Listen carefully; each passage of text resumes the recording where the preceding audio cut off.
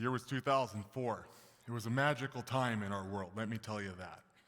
Breakaway by Kelly Clarkson was skyrocketing up the Billboard charts, along with American Idiot by Green Day, really bringing in the pop-punk revival, which has now been revived again by Machine Gun Kelly somehow. No one really saw that coming, but it's true. Star Wars was still not a bad thing yet. People still had hope for that franchise. It was post 9/11. We thought that we had beat terrorism and the economy was good. Didn't get better from there. Things got worse, but it was a good time. It's kind of that perfect space in between where we thought that the world was perfect. And let me tell you, I was 14 years old, and I thought my world was perfect. I thought I was perfect, because everyone who's 14, even though we're incredibly insecure, we think that we're also perfect somehow, right? But let me tell you about a time I wasn't perfect in 2004 when I was 14. I was at youth camp. Who's ever been to like a youth camp, church camp, some sort of like, where we get all the awkward teenagers together and ship them off to some like private ranch property for some reason and think nothing bad could happen, right? Well, as you know, kind of the main goal of youth camp is to meet a boyfriend or girlfriend. It's really we structure it in different ways, and we think, okay, we got this, color teams, all these things. You're just looking for a boyfriend or girlfriend, let's just be honest. And so, you're always kind of competing against everyone else. It's kind of like the Olympics for weirdos, for awkward people. And I was no different. And so the whole week I was really trying to just impress a couple of these girls. Try to get their phone number, I put in my Much Music flip phone and maybe text them, even though it was $500 a month to have casual text conversations with people at that point. It didn't work, but that was the goal, and I'd done an okay job, I thought. But let me tell you, on the last day of camp, the last full day, we're in the lunch area, the cafeteria, the dining space, and all of a sudden this huge storm comes through. One of those storms that only Alberta has? Maybe it's your first couple weeks here. Let me tell you, in the summer, it could be beautiful, and the next thing you know, you might die. Like a tornado just comes out of nowhere, picks you up. It's like, well, didn't see that coming. Then it's sunny again 30 seconds later. This storm was massive. And it actually had a tornado land somewhere. But before it did that, it hit West Edmonton Mall and literally took out the glass above the skating rink and filled it with water. This was a supercell monster storm. Anyways, we're in this lunch area. And it's just the place is shaking, the lightning is 30 feet away. You're just, your hair's frizzing, you just know it's a bad situation. And all of a sudden, as quickly as it hits, it stops. And then that one weird kid at camp, the one that just does anything for a laugh, he comes running in. No one really believes anything he says because he's just always being shocking. He's like, guys, go outside, the ground is moving. We're like, yeah, sure, okay. Go outside, the ground is literally moving. Just mounds, it looked like giant, weird old horror movie worms, Tremors, or if you've ever seen that, that's even before my time. But just moving around bubbles. And we're like, this isn't how the ground normally works. And so we're like, okay, well, this is interesting. But at the top of the hill, while this is happening, this whole property was on a hill, at the top of a hotel water slide, there's bubbling water. And all of a sudden, the water's going down the hill. And all of the guys looked at each other and said, what better way to impress all the ladies than to show how far we can slide down this God-given slip and slide? God has given us a natural spring to impress the females. It didn't make sense. It doesn't make sense. But that's what we thought at that time. So we're going ham at this.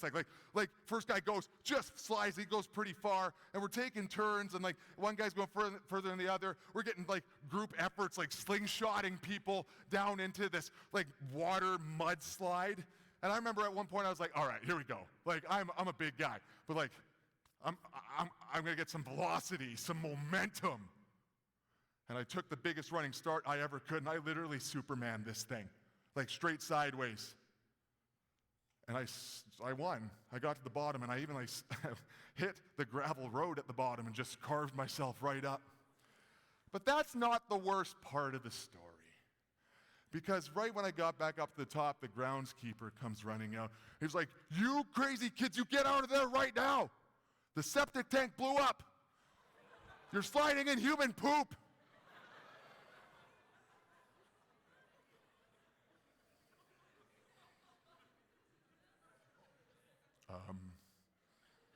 Can I get your number? Not a single digit was gathered that day. Let me tell you that. Have you ever been embarrassed?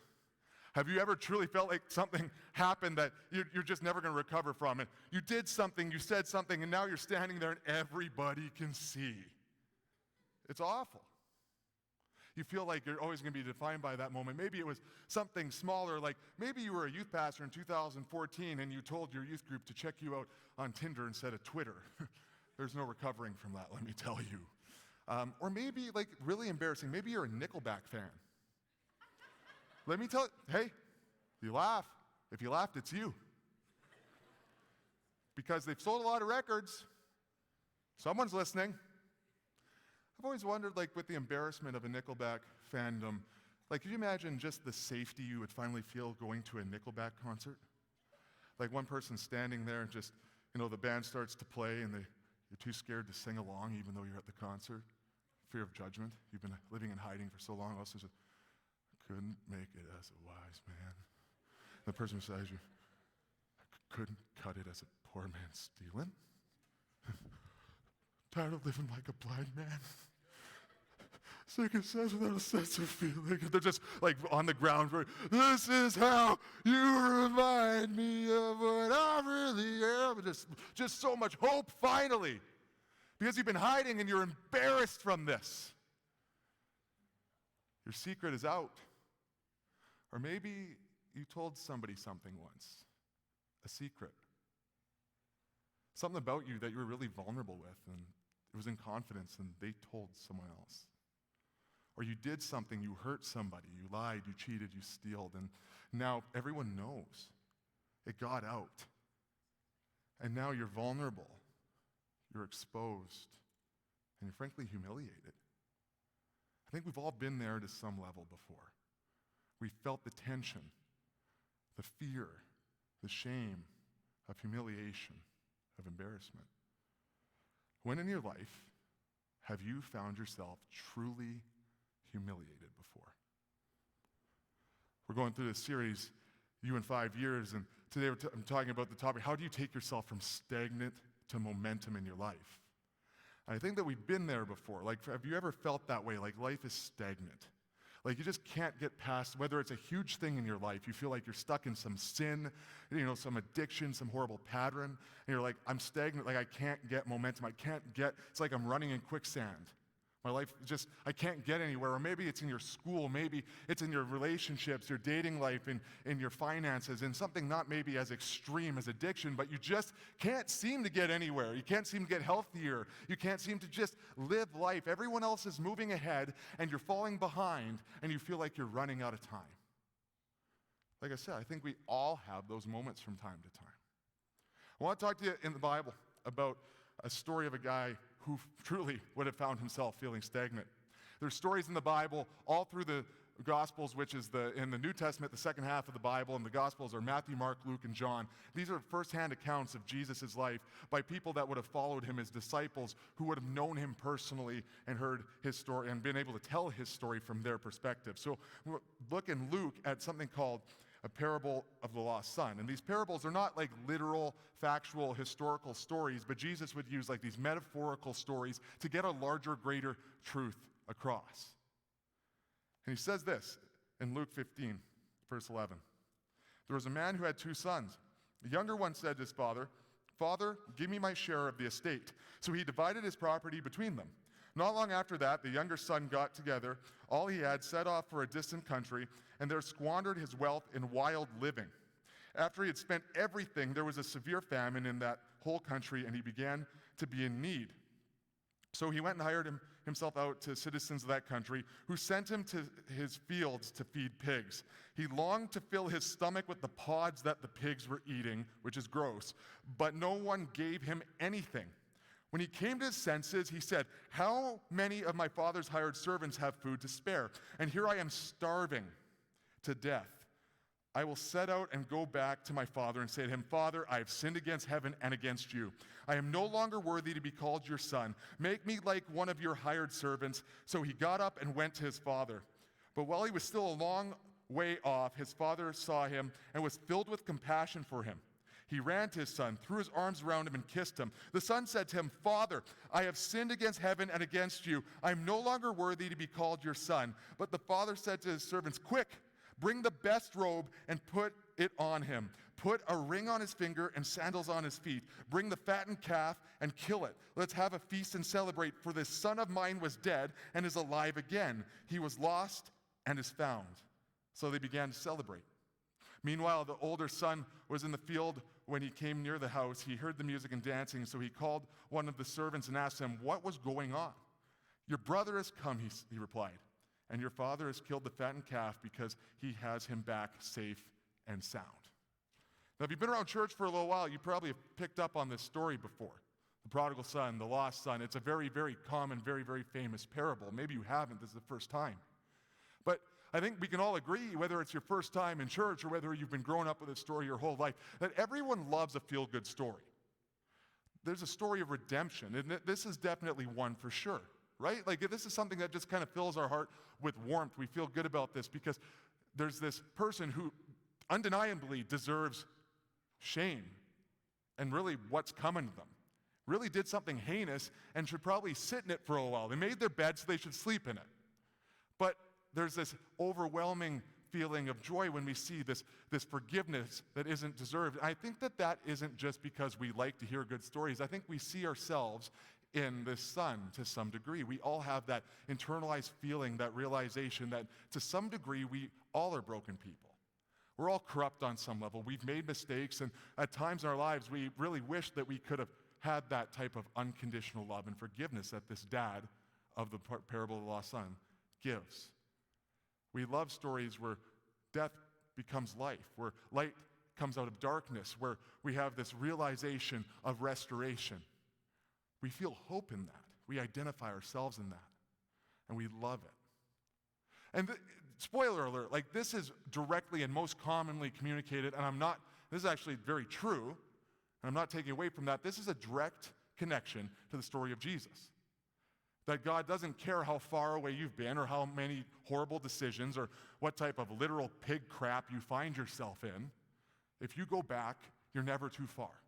He'll always see in the distance and run to you and weep that you're back and be so excited and not give you like, hey, you can maybe be a hired hand, a servant. No, I'm going to get the robe, my best robe, put a ring on your finger, put fancy shoes on your feet. I'm going to throw a stinking party because you're back, because you're my kid. And so fundamentally, if you're here today and you've never heard that before, Jesus offers salvation, restoration, forgiveness. And that's why you identify with this so much, is because we're all seeking restoration. We're all seeking forgiveness. At the core of our heart, we're constantly looking for that, to feel validated. And we look for it in all the wrong places, but what we're really looking for is a connection to God, to Jesus who died on the cross for us. And that's the truth. But it's easy to look at this story and just kind of like pass it off as just another feel-good story and say, yeah, okay, you did bad, here is good, now do good and feel good. Easy. But I want to take a look at the actual movement here, because this kid was in a bad place. This kid wasn't in an easy space where it would be easy to just be like, well, I guess I'll go home. No. There was a lot of things that this kid had to work through. The prodigal son had to really deal with some stuff. And so if we want to have the outcome in our life that the prodigal son had, that this kid had, we should probably replicate some of the actions and perspectives and realizations that he had as well. So how did the kid go from homeless to a prince, from poor to rich, from hell to heaven, really? Number one is this: he recognized his reality. And this is something that is kind of the first step in going from stagnant to momentum in your life, from negative or stuck to a positive, to a net movement forward in your life. It says in verse 14, after he had spent everything, there was a severe famine in that whole country, and he began to be in need.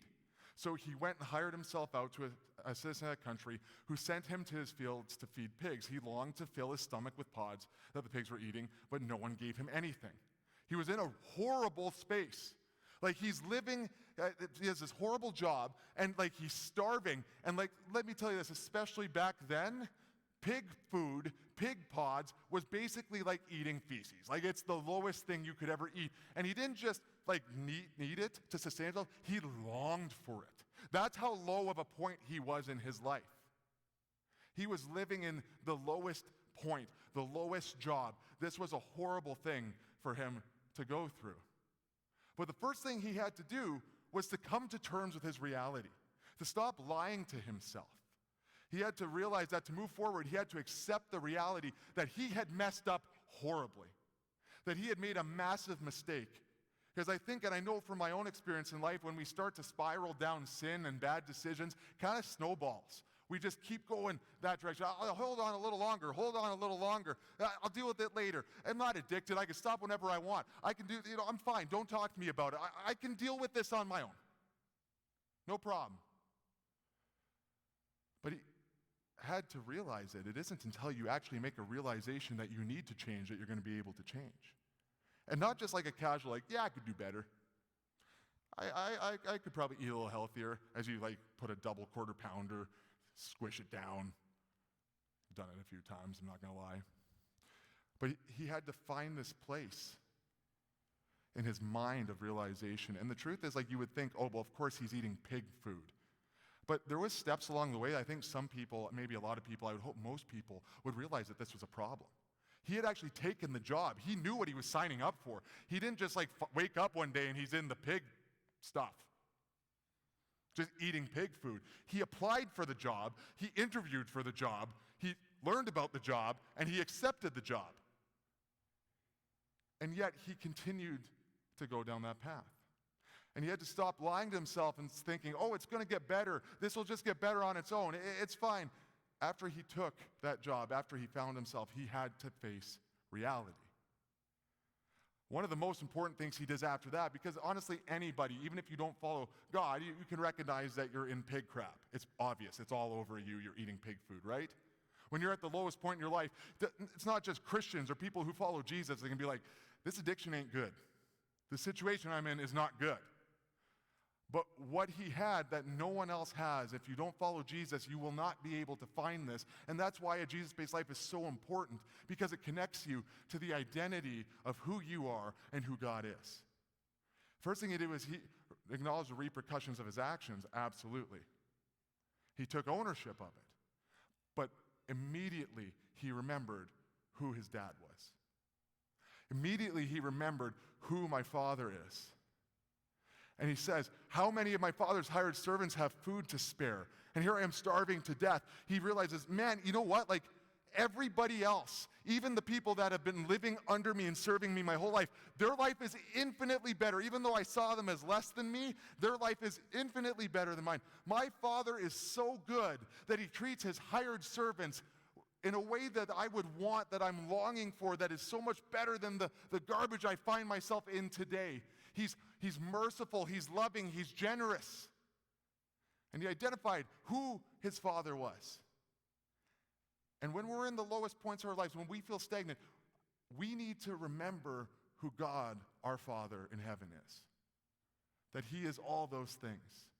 That he's a merciful God. He's been merciful. He has a track record of being patient, loving, kind, of not holding wrongs against you and being willing to forgive you. He does all sorts of amazing things. He has treated you well before. He's been there for you before. He'll do it again. And if you have forgotten who your Heavenly Father is, who God is, who Jesus is, then it's time to take a moment, recognize your situation, and say, I know who God is. The second thing he did was he recognized and remembered who he was. And he remembered, I am a child of my Father. And if he treats his servants like that, how will he treat me? At least, even though I don't earn it, even though he didn't have kind of like the levels of it figured out, he just thought maybe he'll find it in his heart. Maybe he'll find it in his heart to love me, to take me back, to let me live in the garage, that type of thing, like set up a hammock. Use a burlap sack as a blanket. At least I won't be where I am right now.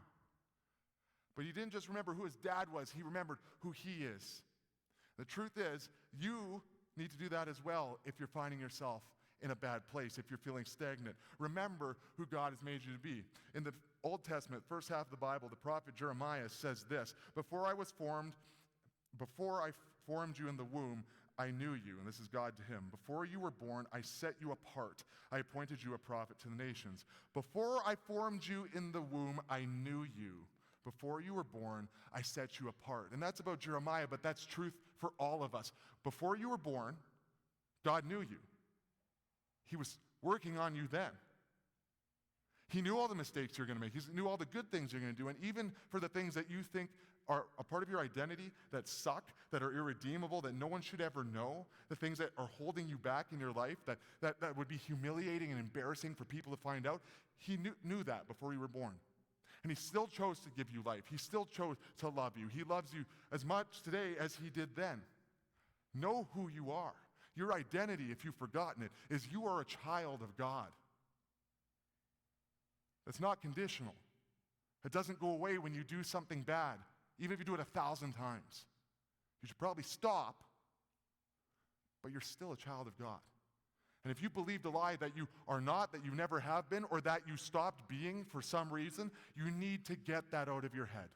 Because it's a lie. You are a child of God. You always have been. You always will be. Deeply loved, deeply valued, made for a purpose. Don't ever forget that. The third one is probably the one that I want to focus on the most. The Son went from stagnant, really from death, to a place of growth and momentum because he allowed himself to be humiliated. Now, hear me out. It says, but while he was still a long way off, his father saw him and was filled with compassion for him. He ran to his son, threw his arms around him, and kissed him. The son said to him, Father, I've sinned against heaven and against you, and I'm no longer worthy to be called your son. It's a pretty heavy statement. You go to your dad or your mom or your guardian or your loved one, someone who's cared for you, and to say, I am no longer worthy to be called your son, to be called your daughter, to be called whatever. That's a dark place to be. And I'm not telling you to find that space and to live in that and believe that. That'd be contrary to what I just said. But the truth is, how did he get out of the mud and into the presence of his dad? He had to face humiliation. And so the foundational thing about this story isn't that it was a quick, whoops, I made a wrong turn, but my bad, Dad, can I have my old room back, please? It was actually that there is this thing that the son went through that was slow and painful and a process of humiliation. And listen, we hate the word humiliation. Has anyone ever been like, yeah, sign me up, let's all get humiliated? Humiliation parties. Let's do it. It's just a roast, really, that's what I'm talking about. But a true humiliation. We run from it. We're embarrassed by it. And that's the thing, is we're scared of it because traditionally, most of the time when we think about it, humiliation is an embarrassment to the point of actual damage. Socially, emotionally, it's an act of social violence done to us by others. It's embarrassment on steroids. And yeah, I don't want to go through that because I've experienced it on some level before, and I think we all have. And we sprint the other way because it destroys up our reputation, who we are, and how we're seen by our friends, family, and our community. But let me throw something out to you. Get this. Imagine for one moment that just in an alternate reality, a different timeline, being humiliated could be exactly what you need to get where you're going. Get this. The word humiliation, which nobody wants to experience, comes from the Latin word humilis, which means low or grounded, but also coming from the same root word is another thing. And this is something we all generally aim for. It's a virtue that we want. And that word is humility. So they come from the same root Latin word, but they're totally different. Humility, unlike humiliation, is something that we all want. We all kind of strive for. Everyone wants to be known as humble, right? It's something we want to achieve, but we rarely do. And if you think you do, you probably haven't. Most people who are like, I'm super humble, are just deeply unself-aware. Let's be honest. So how do these polarizing things exist in a similar way? And maybe a better question is, how do we achieve true humility? How do we gain patience, perspective, wisdom? How do you get it? Do you just like read a book? And it's like, well, I read that book, now I'm humble. Good stuff. off to the races. You can't just say, I am humble 3 times, spin around in the mirror and be humble. It's not how it happens. But if it is real, if humility is a real thing that you can achieve, how do you get it? Is it even real? Did I just make this up?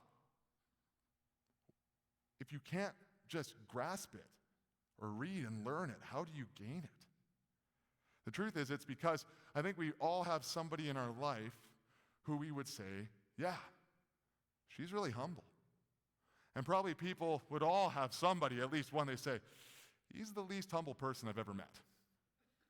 And you're all thinking of someone right now. Everyone is. When we lack humility, we lack the perspective and wisdom to navigate the potential pitfalls of our life. Humility is the absence of wisdom. Wisdom gives us life. It's the overflow of your ego. It's devoid of perspective, and it's actually ignorant to the dangers of our trust in our own emotions. If you lack humility, you will find yourself spiraling into your own desires, into your own feelings of what you think you want. Your emotions will drive you. And I don't know if you know this, emotions can be bad and good. But when we allow our spiraling emotions to drive us, and that becomes towards temptation and urges and things that we think we need in the moment, and we don't have the wisdom and humility and perspective to make the right decision, we're in trouble. That's how you spiral into addiction. That's how you spiral into horrible situations where everything is falling apart. And you're like, how did I even get here? So how do we achieve this great social and character asset, this virtue that everybody wants? How do we gain humility? You gain it by allowing yourself to be humiliated. Not roasted, not a public shaming, not exposed online, not doxxed. But rather we allow God to humiliate us. We lay it all out. Be honest. Stop hiding that part of ourselves from God, but also from ourselves.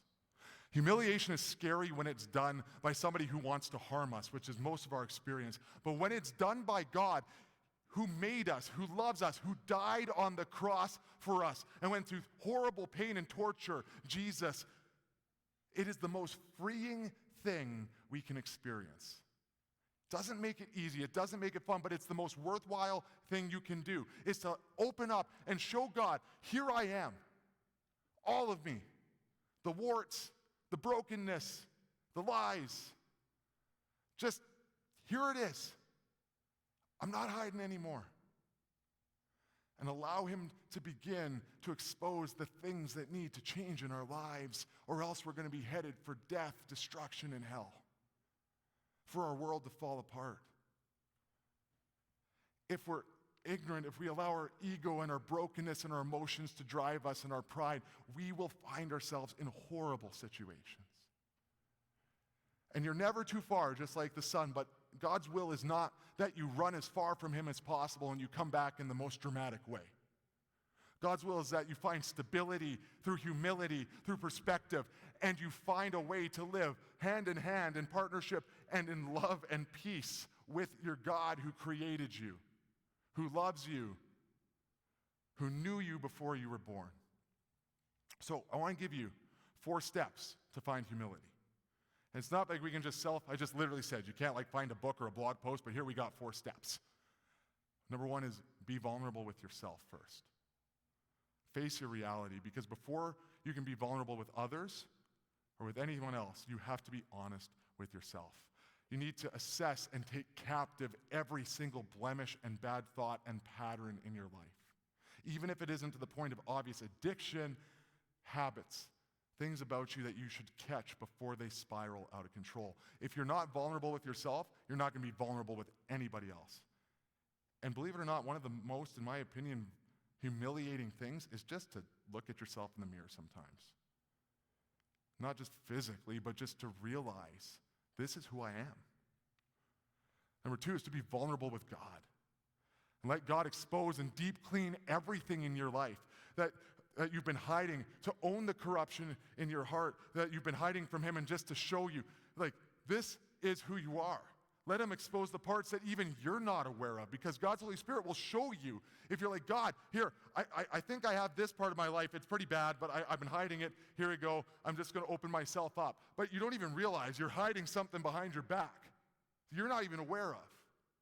But God will come in if you give him access, if you even just give him a crack and invite God to come in, the Holy Spirit, and say, hey, by the way, there's this other thing in your life that you didn't even know about, and it is spiraling out of control, or it will eventually, or it's just not the best way to live your life. You can have so much more than you ever imagined, more than you have now, but you got to find that blind spot. Allowing God to humiliate you in that way, to show you yourself, will get those blind spots before you crash into the ditch. The third one is this, and it's actually really hard, is to tell a friend.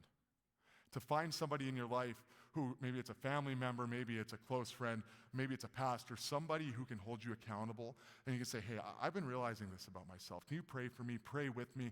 We read the Bible. Can we do some work? Can you help me to work on this? And maybe you're like, Jeff, I don't really have any of those friends. I haven't been able to find that. I wish I did. Well, let me tell you, after the service today is Connecting Point, and you can sign up for a small group and make all sorts of friends.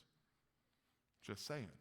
Not saying just meet them the first day at the food group and just start pouring your heart out at Smitty's or something like that. But let's pace ourselves. But find friends. There is an opportunity to make deep friendships here, and you need those because you cannot live life alone. You need accountability. You need friends who can say, hey, Jeff, shape up, man.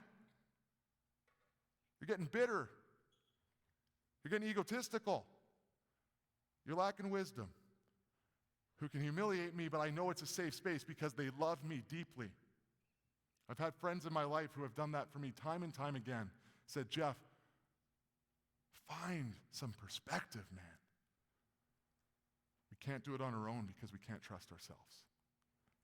But God puts people around us who can help us. So find a friend, find a mentor, tell someone, join a group. Number 4 is this: repeat. It's not something you just do once, because you'll clear the cobwebs out, but you have to dust your house again. More stuff will move in. We're just kind of naturally corrupt. We have that sin nature in us, and we're always going to have to do inventory, to take every thought captive and to assess it through the Holy Spirit, to allow Jesus to say, hey, you're not living like me. I was the standard. Read the Bible. As you read the Bible, you'll see Jesus' life like, yeah, I don't live like that. I wouldn't respond like that. But you need to look more and more like the God that created you, that died for you every day, in how you think, and how you speak, and how you function in every element of your life. And that's a life worth living. It's still humiliation, and it still hurts. It still sucks. Fire refines metals. If you've ever looked into that before, watched How It's Made, or one of those shows on TV that's on late, it refines metals with intense heat. There's friction and sparks that comes from a metal being sharpened by a stone. It's uncomfortable. There's discomfort, but at the other side of it, there's something usable. There's something valuable. There's something, a tool that can do great work. There's something that is no longer just this rough-edged, useless thing. There is something that is so much more beautiful at the other side of tension, friction, and pain. And that could be you. Once you shake the rust off, the rot off, and become who you are called to be. The son in the story that we talked about, he first started slipping when he lost his perspective. In his situation, he lost track of who his dad was, who he is. He didn't have any perspective of who he was, but he gained humility through humiliation.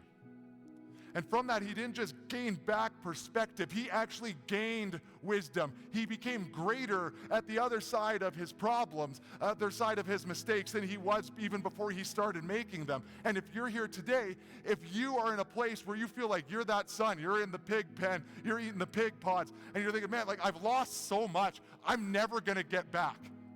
You don't want to get back. I'm not calling you back. God's not calling you back to where you were. He's calling you to even greater. He's offering you even more. You're not just called to where you were, to remove from stagnancy towards momentum. It doesn't just get you back to the starting line. It skyrockets you into a place with God, a place in your life, a wisdom and humility and a value in your life that you could have never had before. You are not in a deficit. You are moving into abundance if you choose to. We tend to look at books, influencers, leaders, Instagram, TikTokers for wisdom, for ways to be better in our lives. And yeah, some of those are great resources. But hear this tonight.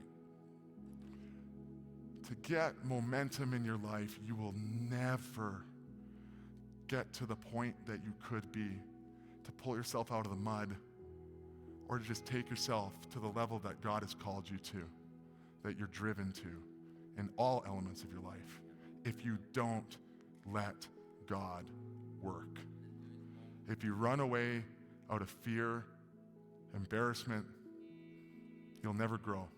But if you allow the safest person, the one that loves you in spite of your failures, to expose it all to you, to in the most healthy way humiliate you, you will find humility and perspective. And I promise you, you will find what you are looking for. Allow God to humiliate you, to break you down, and to rebuild you better than you were before. Let's pray. So God, we thank you that you love us enough, that you can see all of us, and you don't count us as lost. Even if we feel like we're not worthy anymore, you still say, you're my child. You're still so valuable. I still love you. You put the ring on our finger. You put the robe on our back. You put the sandals on our feet, and you throw the party because we're home. And so God, even though I can't comprehend that, even though no one in this room can comprehend that, I just recognize it. I accept it. We accept it, and we celebrate it. So for every person here, myself included, we just open ourselves up in the next couple of minutes. And when we go home and during this week, we want to do this regularly, but right now, we're open. Show us the cracks in our windshield. Show us our blind spots. Show us the things we're hiding from you and the things we're hiding from ourselves as we have the discomfort of looking in the mirror and seeing who we are right now. Let us also be reminded of the way you see us and you love us. But show us where we can be better, and show us who we can be and who we're called to be. Convict us of our failures, but call us to our greatest day ahead.